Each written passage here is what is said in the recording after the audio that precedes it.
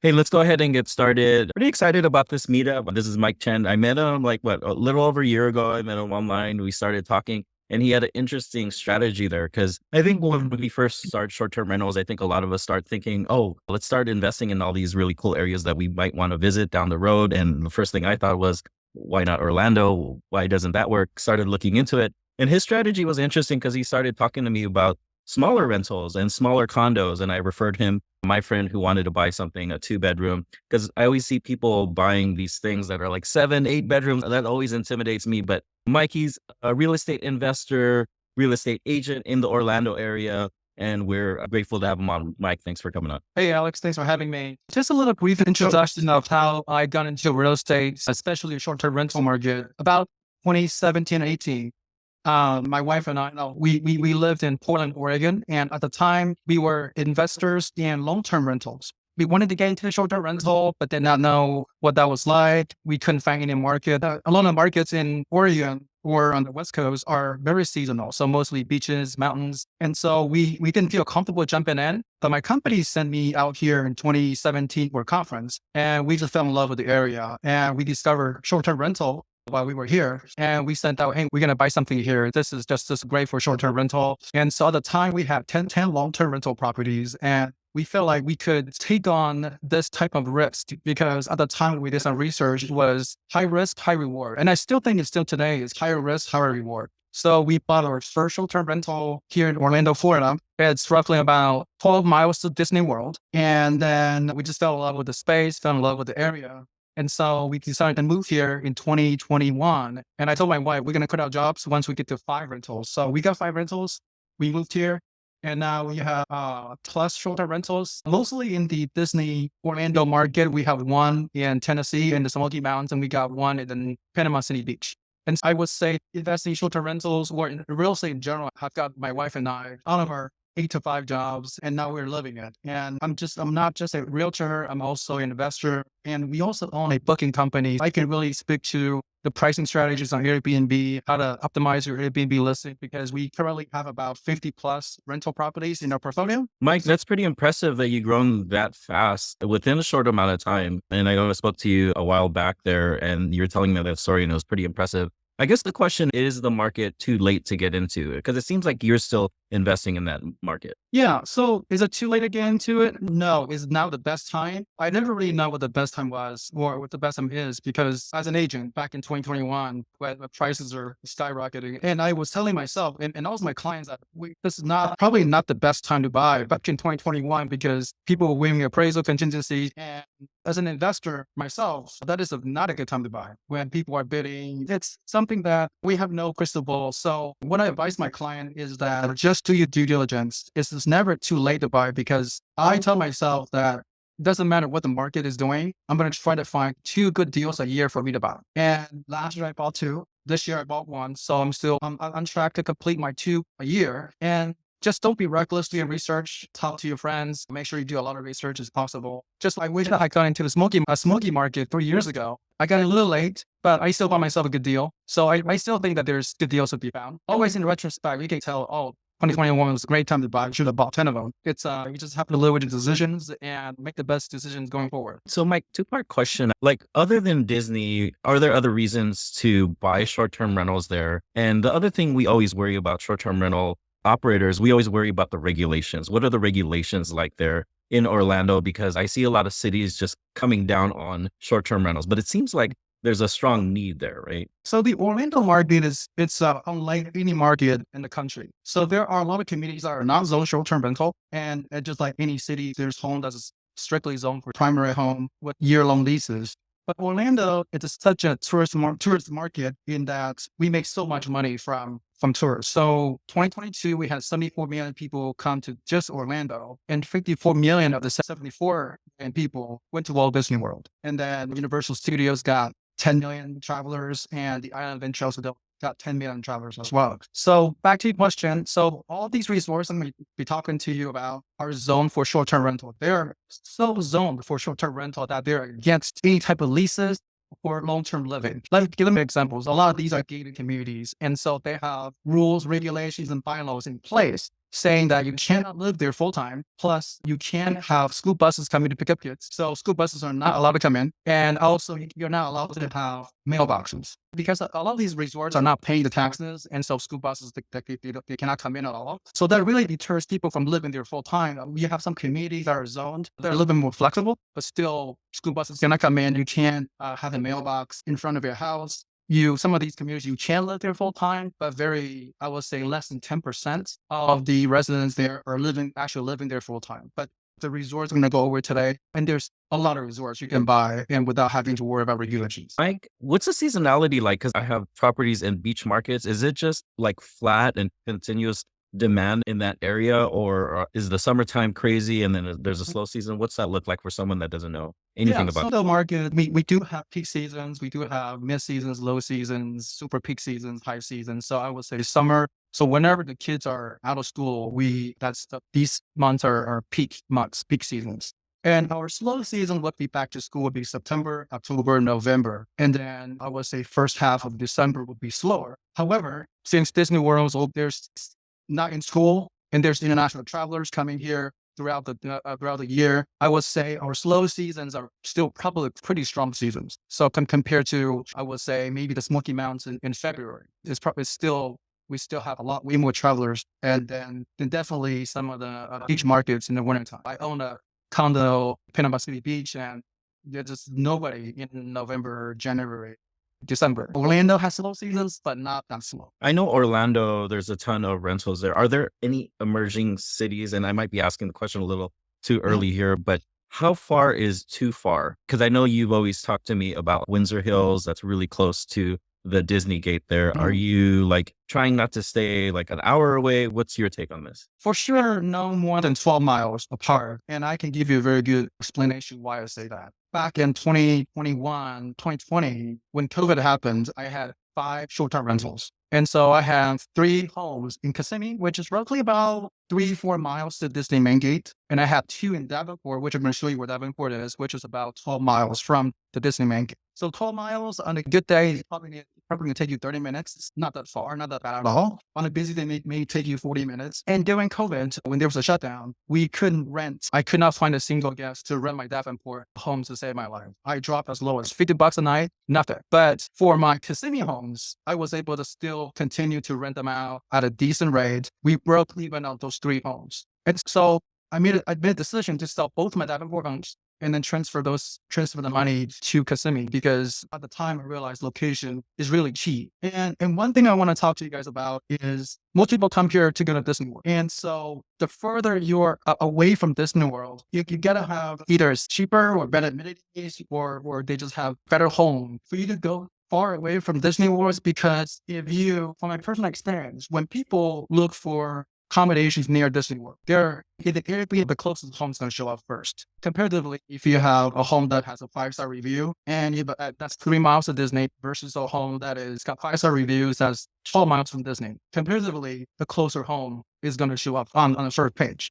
Just like you search barbershop in Chicago, barbershop from 15, 20 miles from Chicago is not going to show up on your Google search engine. Same thing with Airbnb, VRB, or Booking.com. I would say, and especially Orlando, every mile you go out, there's going to be thousands of homes competing against you. Unlike the Smoky Mountains, where you can only build so many homes in one mountain or one area, a mile out, a little bit further out, is probably not going to matter as much in terms of the Airbnb algorithm. But with Orlando, we are probably the most saturated market in the US. So, and with that said, there's good and bad. The good is that there's a ton of money to be made. There's so many travelers, so much money here. And the bad thing is you just have to compete. And with so many more homes coming up, the market is being very saturated. A builder can come in, buy a piece of land and put 1,000 homes in 4 years.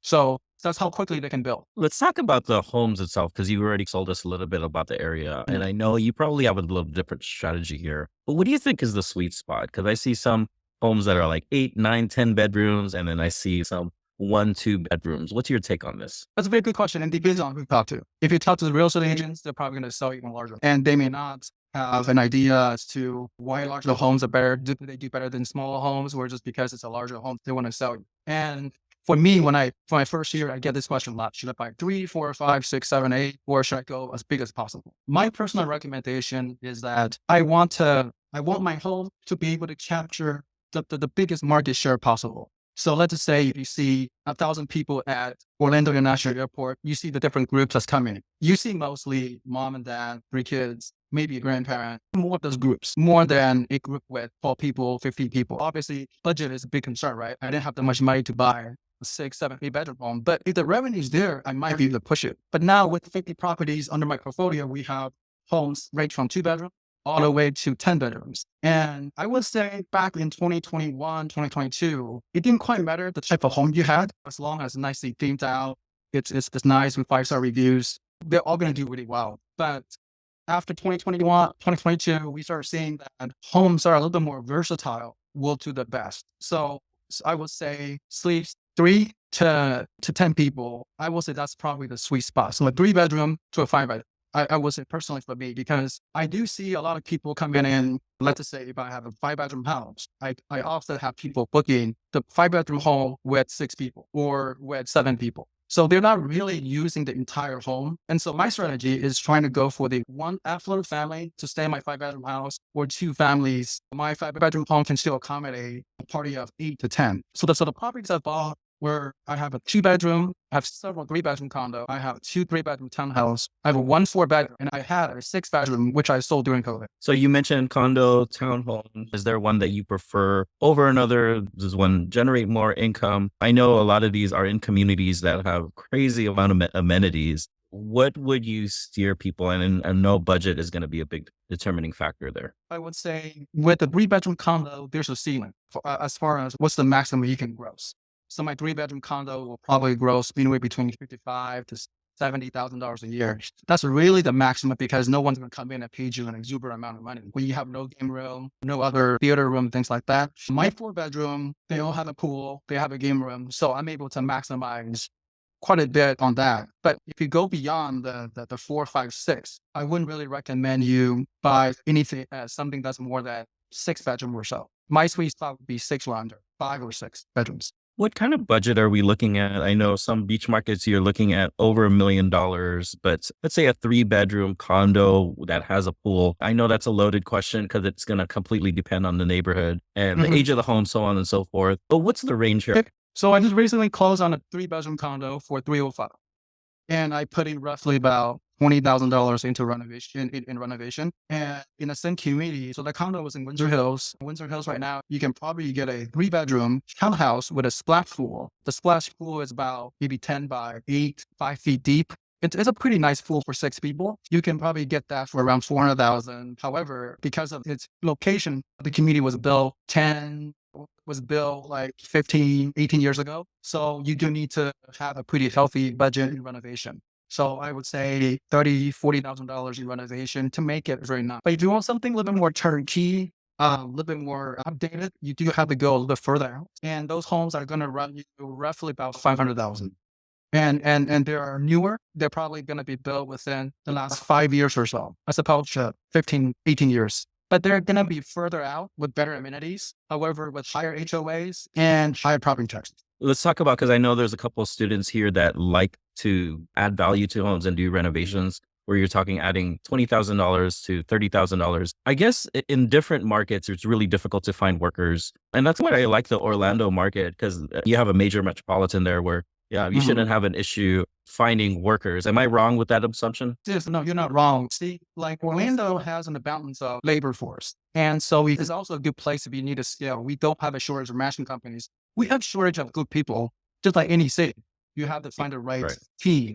We have a lot of bad companies out here, as well as a lot of good companies out here. But you're not gonna run out of a labor force here, as opposed to Panama City Beach is very seasonal. So during the summertime, you can't find anybody, and during the winter time, they probably go into another city for work or something. And also with the Smoky Mountains, the distance going up to the mountain, it's challenging on a labor force, especially for my cabin, which is up in the mountains. It takes a good 30 minutes just to get up there. So that's an initial concern for me. But with Orlando, you don't really have the labor force issue. When you talk about renovation, because if anyone out there, you guys need to follow Mike because he does some pretty cool renovations. Are there any must-haves that we have to have in these properties? A vast majority of them I see have pools, so I would assume you have to have a pool. And a lot of them I see doing a themed out thing. Is that something that is a must do when you're That is a purchasing a must property do. or land. Yes, yes, yes. If you're gonna buy a home without a pool, that's okay. It's not the end of the world. Like I have 4 condos, I have no pools. But your condo must be in the right community because people want amenities. And if you look at some of my Airbnb listings, I make sure if I have a condo with no pool, I show the amenity photos first because that's what people see. That's what catches their eye. Even though it doesn't have a pool, but you have access to a pool and it's free. It's a great place for you to hang out. So that's not the end of the world. But as long as you're located in a resort that has great amenities. But if you have a pool, then it's definitely going to be a plus because for us, Florida gets very hot and you are able to use the pool pretty much all year round. And during the wintertime, we do charge heat. So it's an extra revenue. For us, we charge $30 a day plus tax to use to have the pool heated. And it'll probably cost you $5 to $10 a day to heat them up for your cost. And also I like to theme all the bedrooms. I like to theme the garage. I like to put as many games as I can in the home. I'm targeting little kids. I'm targeting, I would say, parents who want to bring their kids to Disney for the first, second, third time. As long as they're like the 11-year-old and under, they will probably choose my home over others because it's fun, it's vibrant, it has a lot of colors, and it has all the Disney characters, and it has games.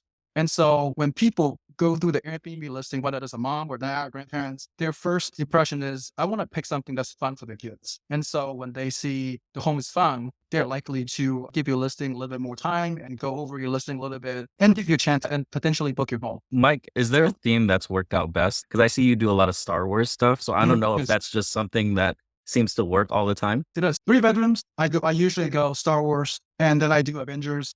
And then I will either switch from Toy Story to Harry Potter. So these 4 are my 4 main ones. And the reasons, I think I just want to pick something that's a little bit gender neutral. So even a boy and a girl, I would say boys will love Star Wars. A girl will probably love Star Wars as well. Just don't make it too dark. Don't make it too scary. And I also look at the trend too. I think there's going to be Star Wars movies coming out every single year.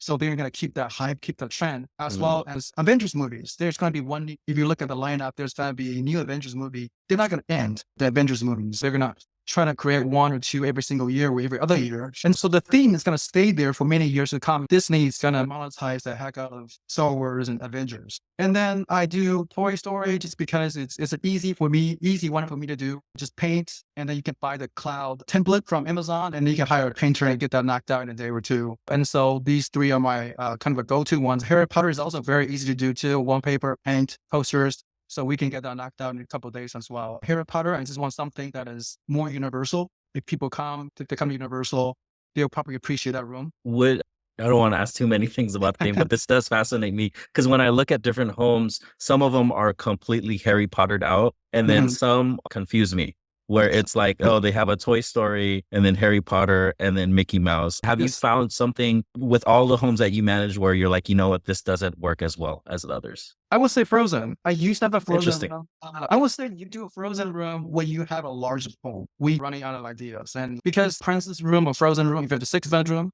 okay, there's gonna be some girls in the group that may pick that room. And so that's more like the sort of, okay, what else do I need to put in? I try to go with something that is a little bit more boys and girls will like. So I stopped doing Frozen room. I haven't done a Frozen room in a long time. And I will stop that. I will do a Minions room because that is fun. And also it's great for little kids. Yeah. I would say if you were to buy something, you can decorate your room. You can never go wrong with Mickey Mouse, Mickey room. But because I have so many different things going on, I bring the Mickey out of the bedrooms and I put it more in the living room because that's easier for me to decorate. It goes more seamlessly if I put that in the living room for me. Interesting. Mike, are you able to share your screen at all? Because we do want to know the location because a lot of us have no idea. And some people might have just heard of Kissimmee for the first time or Davenport. And I've seen some of these communities where they do offer like crazy amount of amenities where it's almost like a theme park outside of the theme park. So I got a couple of locations mapped out. So this is where we call this particular area here. This is more of the tourist corridor right here because it's easy access to Disney. Animal Kingdom is here. So this is all Disney property here. And Walt Disney World is right here. Epcot's right here. Hollywood Studios is right here. And then Disney Springs is also a very good big shopping center here. So a while ago, they only had one gate, one entrance coming to Disney World. So which is the east side entrance. And they open up this entrance. So then everything here just boomed because of the access to Disney. And so most of my properties are, I would say, in here. So this is Windsor Hills Resort. We have some single family homes here, townhomes here, condos here. So I have 4 condos in this development here. And just from looking at Google Map, the amenities it's pretty good, but not the best here in Orlando. I will give this facility I would say a strong B minus, maybe a strong B, but the location is just excellent. You just cannot beat the location because you come out here, you go straight up and from Windsor Hills to the Disney main gate. And we always tell people is 3 miles to Disney main gate because that sign that says welcome to the happiest place on earth. That's where we stop. That's where we say that's Disney proper. But then it may take you an extra 10 minutes to get to Magic Kingdom parking lot, which is up here,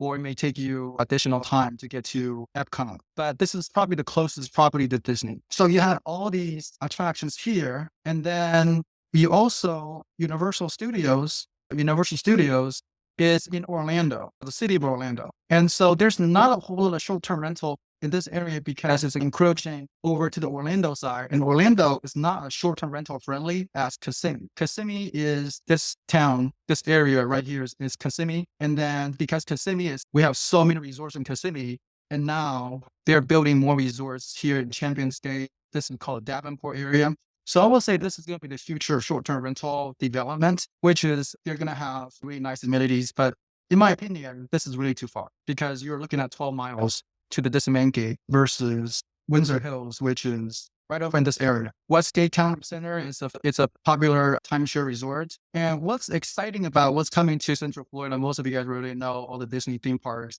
and Disney could be building a 5th theme park. There's a rumor that they may be building a 5th theme park. And so you can tell SeaWorld, Discovery Cove is here, SeaWorld's here, Aquaticom's here, and then Universal's here. I don't know if you guys heard about Epic Universe. How many people have heard about Epic Universe coming to Orlando? I haven't heard that. Oh, you have not heard that? Okay, let me just tell you a little bit about Epic Universe. Epic Universe it's going to be Universal's 3rd theme park.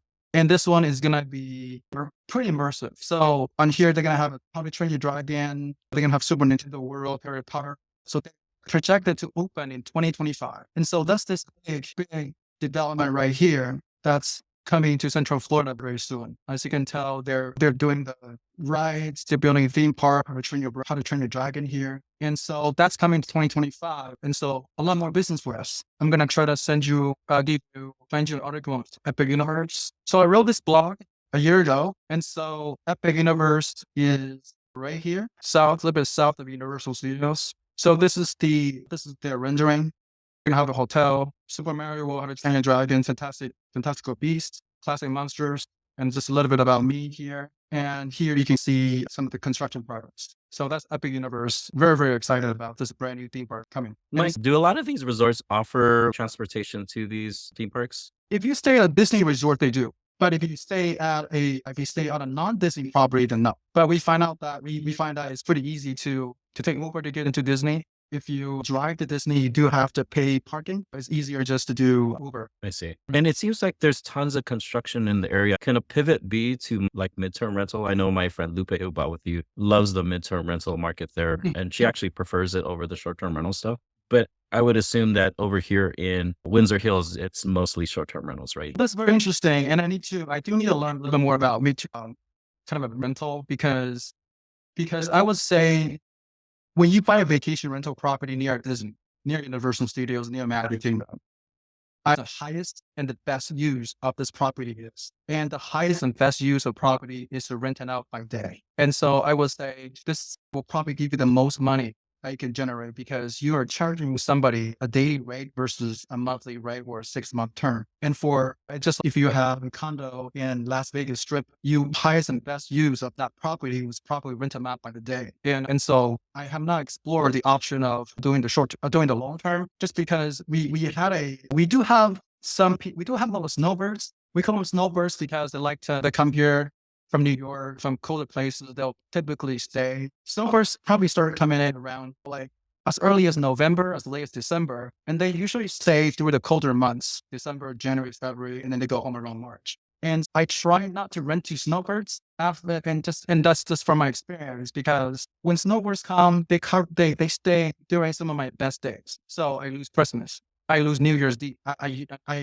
In Orlando, the biggest three holidays are 4th of July, New Year's Eve, not New Year's Day, and also Christmas Eve, not New Year's Day. And the reason is because I do have some check-outs on New Year's Day, but I never really. So my strategy when I price my home, I make sure that someone doesn't come in to take over my Christmas Day and my my Christmas Eve and my New Year's Eve. It's because I want two big bookings rather than one big booking. Because if someone comes in on Christmas Eve, pays me $1,000 a night for this home, and then leaves on New Year's Day, so that's what 8-9 days of great bookings. I'd rather split them up into two good long bookings. So they come in 4 or 5 days before Christmas. They still pay me $1,000 a night because there was no price differential for the 4 days leading to Christmas. But then once someone books you Christmas Eve, then you have to start discounting the day before Christmas, 4 or 5 days before that day, because those days are no longer as desirable if they could not say Christmas Day. Since we're on the map and you talked about how they open up like the south entrance there, are there any emerging cities that you feel like maybe this is an area to really focus in on, maybe a longer play that might be coming up? Good question. So I've been looking long and hard to get a short-term rental in this area, buy this area, but the zoning is so difficult, so I really given up. And so I will probably focus. So I was the emerging ones will probably be somewhere in let's just get rid of the Starry Cove here. I like Story Lake. Yeah, you mentioned that to me before. Yeah. Resort. So it is nicely situated here, not too far from, it's a straight shot to go to Universal Studios. It's also not too far to get to Epic Universe.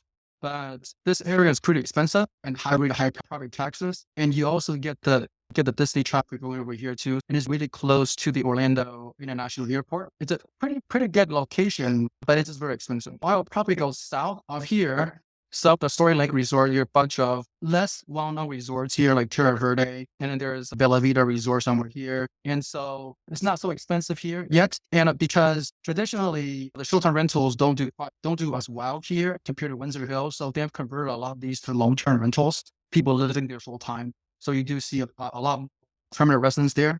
But I think with Epic Universe coming in, I think this could be a good place to invest in. But I still like the best location possible, which is in the Windsor Hills area. The old school location, that was like one of the first ones, right, that came out. Seems to be outperforming like a lot of the other ones. Because I can buy a townhouse, I can buy a single family, and I can renovate the place and to make it very nice. And I still like location, and it has great amenities, plus lower property taxes, and also lower HOA dues as well. Hey, let's talk about analyzing some of these properties, because that's what I teach everyone. The one question I have all the time, I ask a lot of the realtors, is AirDNA accurate in that market? Actually, I don't use AirDNA a whole lot. I use Price Labs. So I use their market analyzer to look at deals.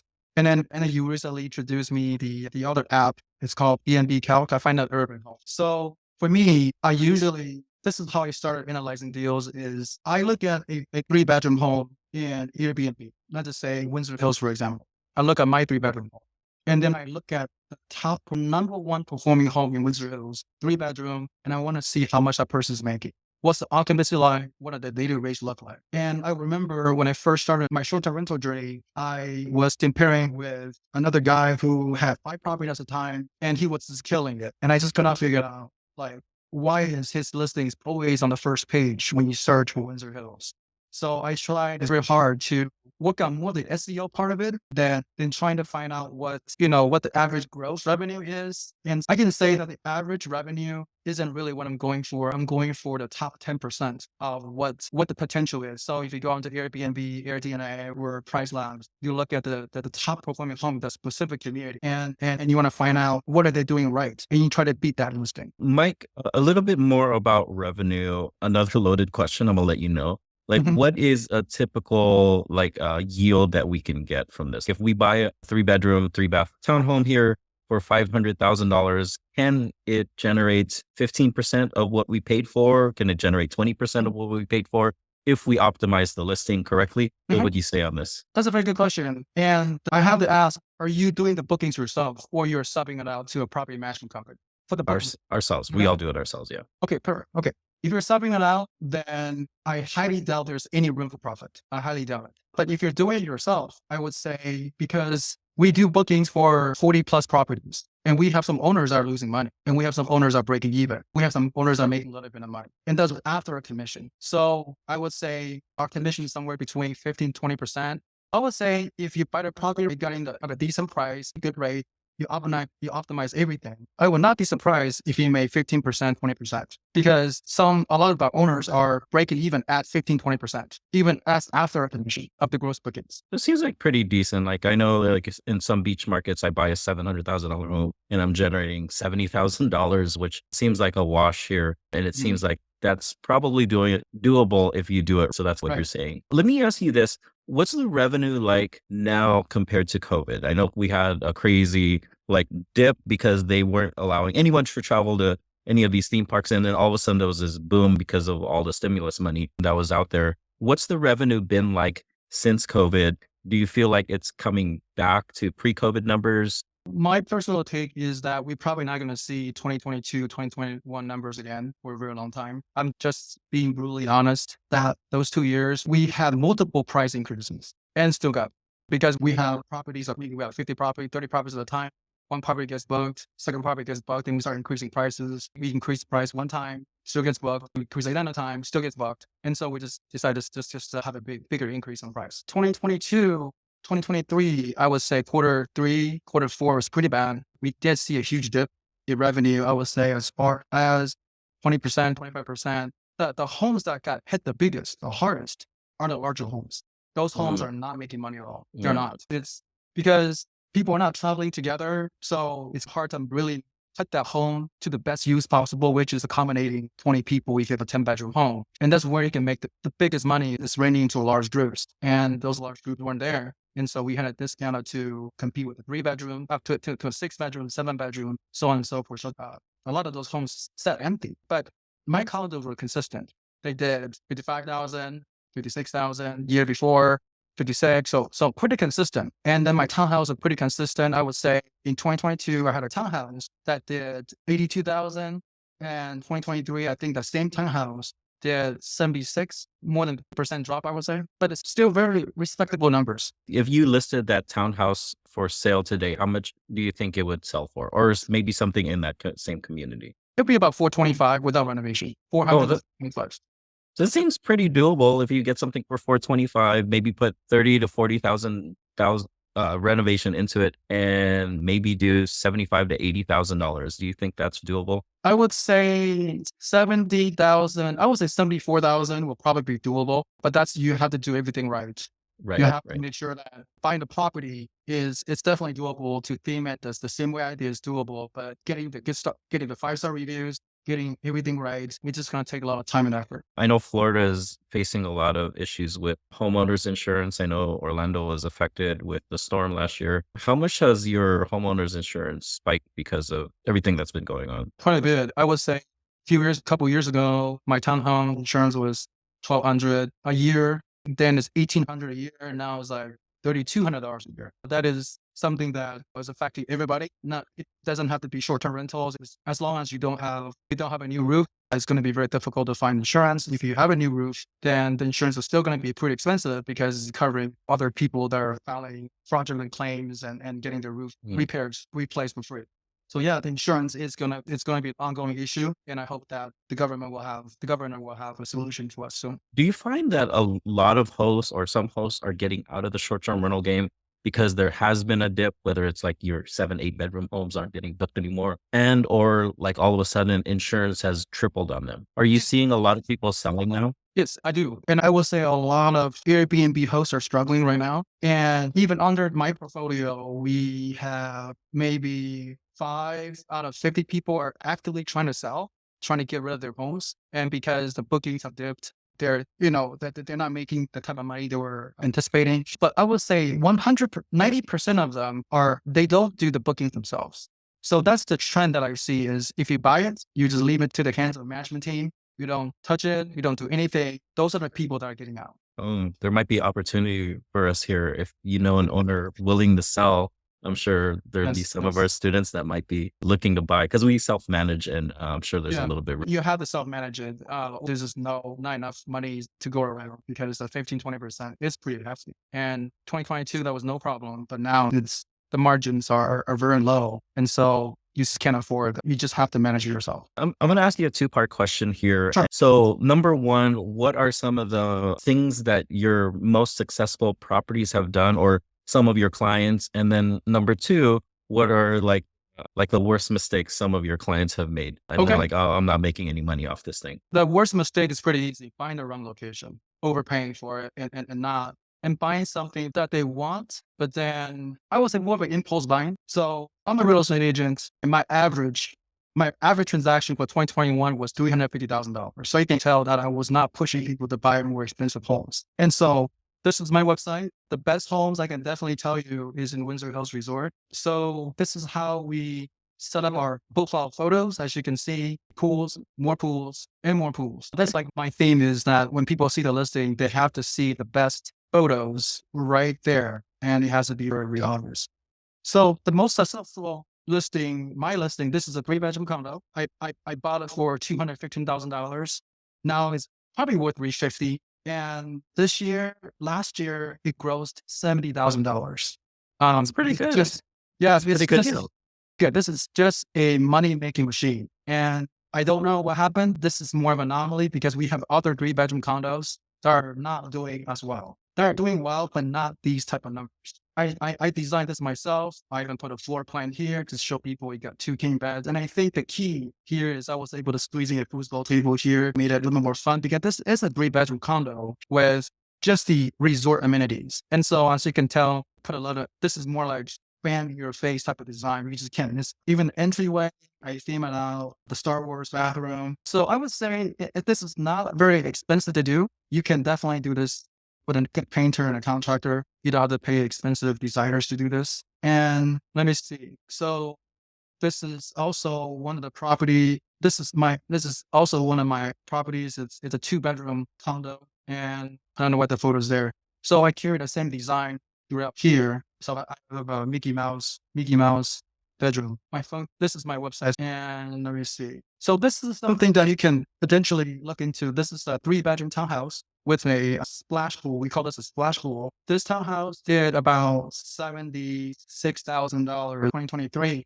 And let me just show you. So these numbers are real. They're not made up. So this is 2024. We have on a spreadsheet. So January we did the net payout for Airbnb is 4,000, 6,000. March is almost 9,000. We don't have April numbers yet. But for 2020, 6,000, 5, 7, 5, almost 6, 6, 5. So the whole year gross was 70, and we have commission taxes. So after my commission and everything, the money back to the owner is 52,000. But if you're doing your bookings yourself, you can definitely eliminate that 15% commission. So that's the number for 2022. We did the whole gross. We did 82,000, $65,000 to the owner, a 15% commission. He bought 10 properties with me, so I was able to give him a pretty good discount on the commission. So this is the one he bought.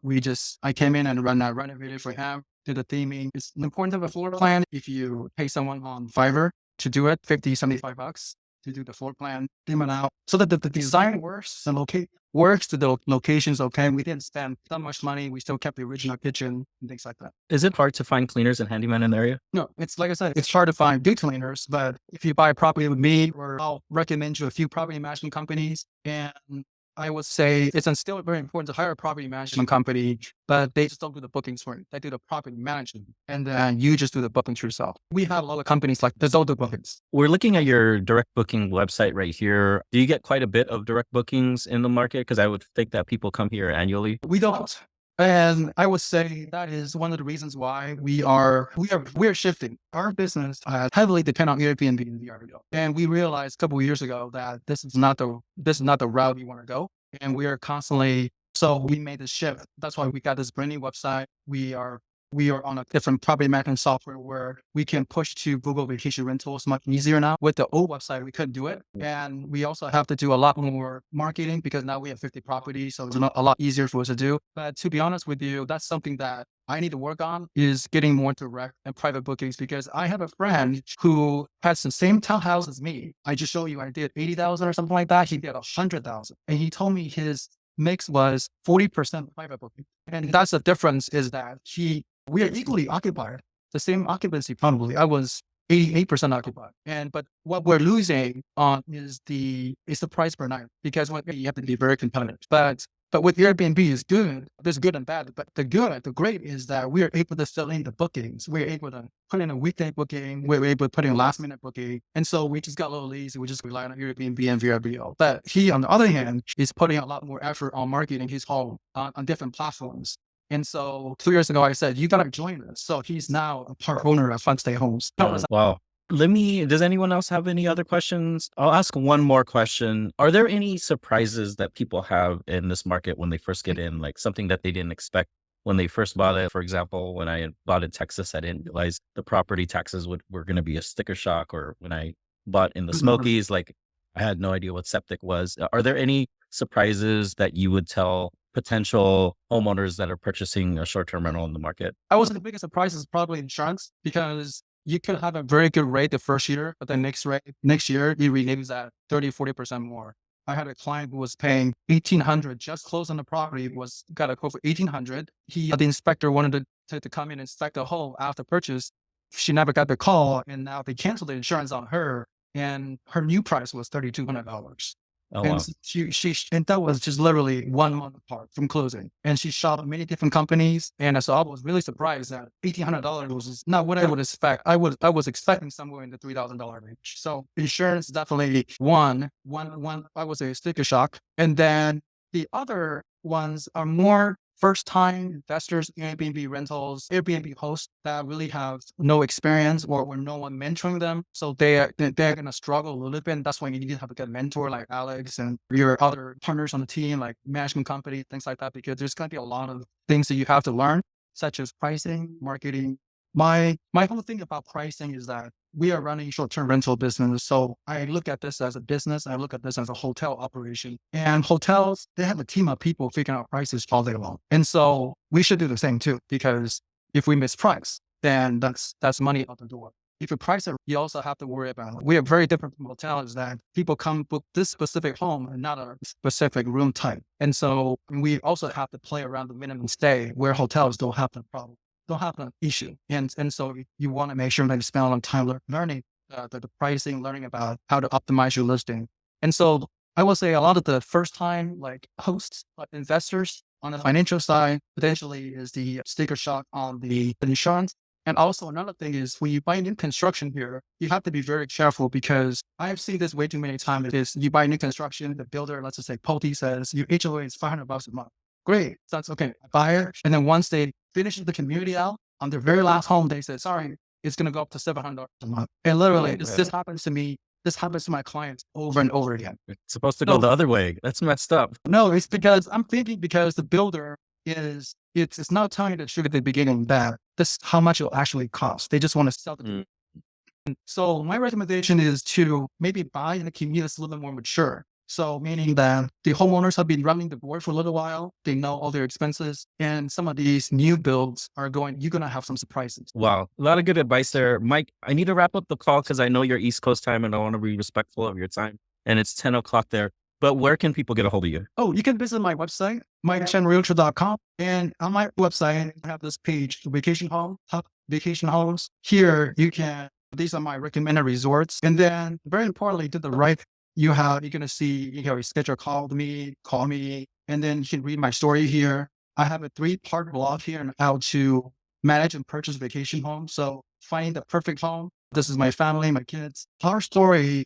started with our kids, and we wanted to be financially free. We wanted to invest in something. And so we started buying from 0 to 5 vacation in 2 years. And then how we need to look for locations key, pretty much what I talked about today. And my top 9 resorts to buy vacation home here at Disney World. The first one is Windsor Hills. This is where I have 4 or 5 homes in Windsor Hills Resort. And I also have 2 homes in Paradise Palms. I also have Emerald Island Resort. So I put the top 3 resorts. I personally put my money in. The rest is where my clients put their money. But I give them all the options. And then secondly is part 2 is the design. When you buy a home, have a vision in mind.